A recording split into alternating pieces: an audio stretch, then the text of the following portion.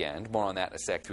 And for now, guys, back to you. All right, Darren, thank you. So growing up, most people have bunny rabbits or dogs or kitty cats. I had a desert tortoise when we lived in Tucson, Arizona. I did. And, kind of a unique pet. And, of course, they require unique care as well. That desert tortoise could still be alive. Oh, I'm sure, Might somewhere. He, or she, somewhere? How do you tell? Maybe she escaped, the or doctor he escaped. can tell us. Vitamin deficiencies in turtles is apparently a problem, and Dr. Jill's here to help us take good care of our turtles and tortoise. Here outside, what a gorgeous day. It's springtime, and all these little guys are coming out of hibernation now. So we thought, what an appropriate time to talk about, yes, Darren, turtles. So we're going to show you some different species today. Wow. This is Fred. Isn't he cool? He's fantastic. He's very cool. He's actually an African sulcata tortoise from Africa, and he does not hibernate. He is one of the species that does not hibernate. He lives year-round outside, although I do have a heating pad for him. And look at this. This is his little cousin over here. Shannon's holding this little guy. And see his shell?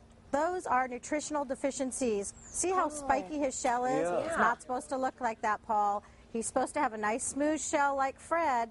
He was donated to a rescue. A teacher actually had him in her classroom and wasn't feeding him correctly, and now he's on the right diet. They're supposed to be eating grasses. If you see the guy next to him, that's a California desert tortoise. Those guys hibernate, and they eat grasses and all sorts of veggies, dark leafy greens, really important to make sure they get the right diet. Jill, I can tell by the number, that one's a racing tortoise. We number ours so we get a head count at the end of the year. We make sure we clean their shells, and they're all documented because we have them here in a rescue. I'm holding a little box tortoise, and this is one of the offspring. If you could see how tiny that little guy is. Isn't he cute? Really cute. Darling. Hey, we need to be careful of our time. I know I want to make sure you get every chance to get out useful information for those who want to take good care of their turtles. What's top of mind for you? Top of line, diet, diet, diet, lots of fresh sunlight. And then I also want to make mention this great magazine called Herp Nation. It's got all sorts of information. It's from a local publisher here in town, and you can go online and check out this magazine if you have any questions about turtles.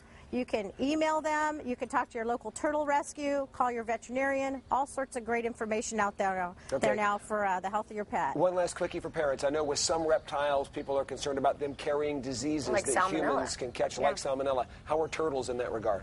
Right, great question, Paul. Salmonella is prevalent in these guys, but not too bad. If you wash your hands, make sure you have the proper hygiene, you're going to be fine. So don't get too scared about that. Make sure your kids wash their hands. Have some of that hand sanitizer next to their cage, so that way you don't have any issues. Okay, yeah, we have some handsome turtles out there this morning. Jill, thanks very much. We appreciate it. And if you have any questions or you want to schedule an appointment for Dr. Jill, just check out her website. Yes, it's drjill.com, Dr. Jill with a Y, or give her a call. You see the number there on your screen, 916-989-0738. Having a beard is not just